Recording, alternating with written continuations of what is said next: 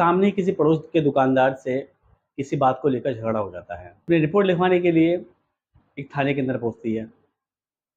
लेकिन थाने में जो थानेदार होते हैं, जो दरोगा साहब होते हैं, उनको देखकर ये लड़की एकदम चौंक जाती है। इसके पैरों के नीचे के मानो ज़मीन ही हिल जाती है, क्योंकि ये जो दरोगा की सीट पर कोई बैठा था, ये कोई और नहीं, इस औरत का तलाकशुदा पति होता है। दोस्तों, कौन है ये औरत और कौन है ये आदमी जो दरोगा बन चुके हैं और ये औरत अभी तक चूड़ी बेचने का काम कर रही है?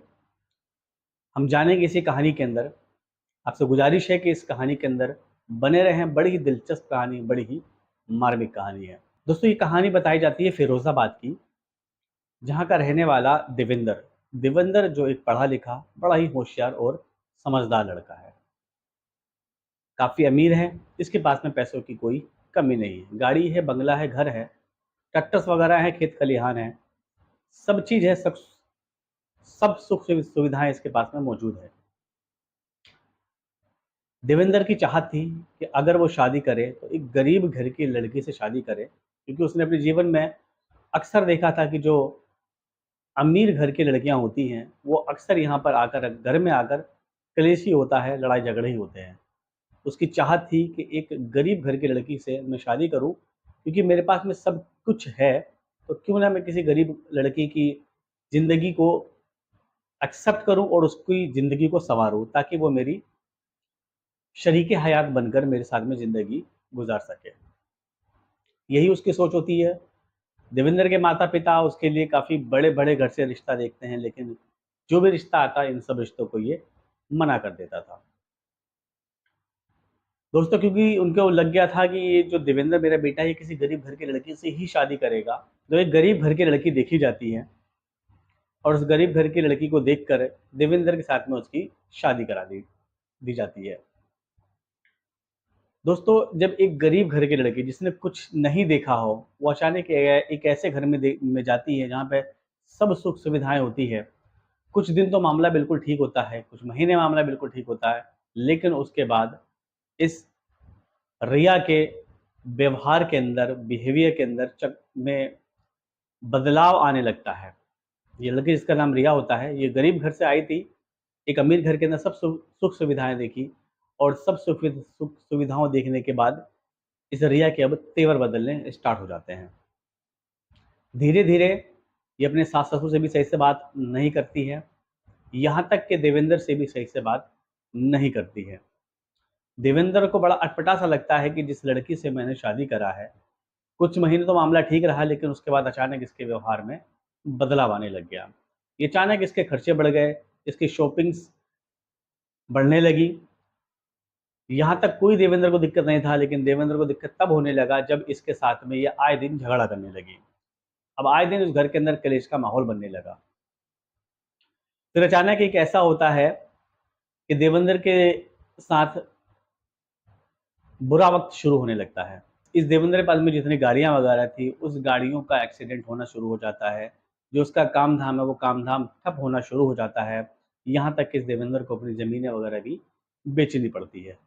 पैसे की कमी होने की वजह से देवेंद्र की आर्थिक स्थिति अब खराब होने लग जाती है। लेकिन यहाँ रिया को एक फैशन चढ़ गया था अमीरी का, और अमीरी में ज़िंदगी बिताने का। लेकिन जब वो देखती है कि ये देवेंद्र और दिन ब दिन गरीब होता चला जा रहा है, तब ये एक ऐसे लड़के की तलाश में लग जाती है जो लड़का अच्छा खासा पैसे वाला हो, और उसकी तलाश पूरी हो जाती है। चेतन नाम का एक लड़का उसको मिल जाता है, उसकी ज़िंदगी में चेतन नाम का एक लड़का आ जाता है।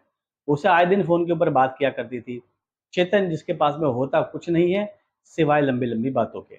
वो कहता है कि मेरे पास में घर है, मेरा दिल्ली में मकान है, मेरे बहुत सारे बिज़नेस है, 2-3 मेरे प्लॉट वगैरह हैं, प्रॉपर्टी डीलर का काम करता हूँ, बहुत सारी वो उसको सपने दिखा देता है। रिया को ये लगता है कि देवेंद्र से ज़्यादा मैं खुश और देवेंद्र के घर से ज़्यादा ऐशो-आराम में मैं चेतन के यहाँ पर रह सकती हूँ। यहाँ देवेंद्र के यहाँ पर आए दिन क्लेश होता ही था, तो वो मौका देखकर देवेंद्र से तलाक ले लेती है, और तलाक लेने के बाद चेतन के साथ में अपनी ज़िंदगी बिताने लगती है। रिया और चेतन की शादी हो जाती है, वो लोग अपनी ज़िंदगी बिताने लगते हैं। यहाँ पर देवेंद्र के साथ जो इसकी दयनीय स्थिति होती जा रही थी, एक तो इसके ऊपर आर्थिक मार और दूसरा इसकी बीवी ने इसको तलाक दे दिया। ये सोच में पड़ जाता है कि मैं जिस गरीब घर की लड़की को लेकर आया था, ताकि उसकी ज़िंदगी सँवार दूँ, उसका कुछ भला कर दूँ, लेकिन उसने मेरे साथ ये हरकत करी कि अगर आज मेरे पास मेरा दिन बुरा है, तो वो मुझे मेरा साथ ही छोड़कर चली गई। ये बात उसको अंदर ही अंदर झकझोर रही थी, लेकिन फिर भी इसके अंदर हिम्मत थी, क्योंकि ये एक समझदार लड़का था, पढ़ा-लिखा लड़का था। एक दिन पुलिस की भर्ती निकलती है। ये उस पुलिस की भर्ती के अंदर अप्लाई कर देता है और संयोग कुछ ऐसा होता है कि ये उसके अंदर सेलेक्ट भी हो जाता है। कड़ी मेहनत के बाद, कड़े एग्ज़ाम देने के बाद ये दरोगा बन चुका होता है। जो देवेंद्र, जिसकी दयनीय स्थिति खराब हो चुकी थी, वो अब अपनी मेहनत के बदौलत दरोगा बन जाता है और दरोगा बनने के बाद इसकी पोस्टिंग जो होती है, वो होती है अलीगढ़ के अंदर। अब इसी अलीगढ़ के अंदर जो रिया है, वो चेतन के साथ में रह रही होती है। रिया जब चेतन के घर में जाती है, तो उसे समझते हुए ज़्यादा देर नहीं लगती कि चेतन के पास में कुछ नहीं है, सिर्फ़ लंबी बातों के। वो यहाँ सोचने लगती है कि मैं यहाँ पर आकर फँस गई, उसकी ज़िंदगी दूभर होने लगती है। आए दिन चेतन उसको परेशान किया करता था, चेतन उसको मारा-पीटा करता था, यहाँ तक कि चेतन शराब वगैरह पीकर आता था और अब रिया के साथ में गाली-गलौज के साथ में उसके साथ आए दिन मारपीट करता रहता था। जब चेतन उसकी पिटाई किया करता था रिया की, तो रिया को पिछले वाला पति अपना देवेंद्र जो है उसकी याद सताने लगती है, लेकिन वो कहता है ना कि अब पछताए क्या हो जब चिड़िया चुग गई खेत, ऐसे ही इसके साथ में कुछ होता है। बहरहाल दोस्तों, रिया उसकी मार पिटाई सह रही थी, क्योंकि इसके बाद में कोई और रास्ता नहीं था। लेकिन जब इस सहने की अति हो जाती है, तो वो पंचायत बैठाती है और पंचायत में कहती है कि मुझे इसके साथ में नहीं रहना, मुझे इससे तलाक चाहिए। पंचायत उसकी सारी बातों सुनती है और सुनने के बाद रिया और चेतन को अलग कर देती है और रिया से कहती है कि अब तुम क्या करोगी, क्योंकि तुम पिछले पति के पास में जा नहीं सकती। तो रिया कहती है कि मेरी आप लोगों से गुजारिश है कि मेरी आप एक छोटी-सी एक दुकान खुलवा दीजिए। तो पंचायत के लोग मिलकर उसकी एक छोटी-सी दुकान, यानी कि चूड़ी की दुकान खुलवा देते हैं। रिया अपनी चूड़ी की दुकान जो है वो बिज़नेस करती रहती है, उसको सँभालती रहती है।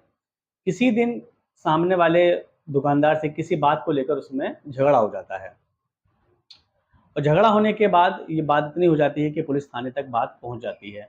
रिया अपनी शिकायत लेकर एक थाने के अंदर पहुँचती है और जब थाने पे पहुँचती है, जो सामने दरोगा साहब बैठे होते हैं, उसको देखकर इस रिया के पैरों के नीचे की ज़मीन हिल जाती है, क्योंकि ये दरोगा साहब कोई और नहीं, वही देवेंद्र थे, जिनको इस रिया ने तलाक दे दिया था कुछ साल पहले।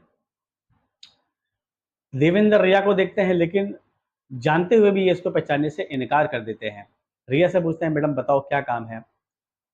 रिया अपनी बात भूल जाती है और तुरंत इस दरोगा साहब के पैर में गिर जाती है, उससे माफ़ी माँगने लगती है कि मुझे माफ़ कर दीजिए, मैंने आपके साथ में बहुत गलत करा, मुझे ऐसा नहीं करना चाहिए, अब मुझे बहुत पछतावा हो रहा है। देवेंद्र उससे कहता है, तुम तो मुझे छोड़कर, मेरी दयनीय स्थिति को छोड़कर, दयनीय स्थिति को देखकर मुझे छोड़कर तुम एक अमीर लड़के से तुमने शादी कर लिया था, अब तुम्हारी ये हालत कैसे हो गई है? वो सारी की सारी बात उसको बता देती है। देवेंद्र उससे कहता है, जिसने मेरी गरीबी का फ़ायदा उठाया, उसके साथ में ऐसा तो होना ही था। देवेंद्र उससे कहता है कि मैं तुम्हारी मदद नहीं कर सकता एक पत्नी होने के नाते, क्योंकि तुम्हारा मेरा अब रिश्ता ख़त्म हो चुका है। हाँ, मेरी जो ड्यूटी है, उस ड्यूटी पर मैं पूरा काम करूँगा। बताओ तुम्हारी समस्या क्या है? रिया भी समझ जाती है कि देवेंद्र अब मेरा पति नहीं रहा, तो उसको सारी कहानी बता देती है। देवेंद्र उससे कहता है कि ठीक है, तुम जाओ, तुम्हें जो परेशान कर रहा है उसके लिए मैं 2 पुलिस वालों को तुम्हारे साथ में भेज देता हूँ। देवेंद्र उससे कहता है कि आज के बाद से मेरे से मिलने के लिए मत आना, अगर आना तो सिर्फ़ जिस तरीके से बाकी जनता मेरे पास में मेरी परेशानी लेकर आती है, उसी नियत से आना, ये सोचकर मत आना कि किसी ज़माने में मैं तुम्हारा पति था। इतना बोलकर रिया को 2 हवलदार के साथ में भेज दिया जाता है। रिया पछताते हुए, रोते हुए उस थाने से निकल जाती है। दोस्तों, इस कहानी के अंदर इतना ही। देवेंद्र जी ने रिया के साथ में जो करा, क्या ये सही करा? कमेंट करके ज़रूर बताइएगा। इस कहानी में इतना ही, मिलते हैं अगली नई कहानी में, अगली नई वीडियो के साथ। तब तक के लिए चैनल को ज़रूर सब्सक्राइब करते हुए चलें।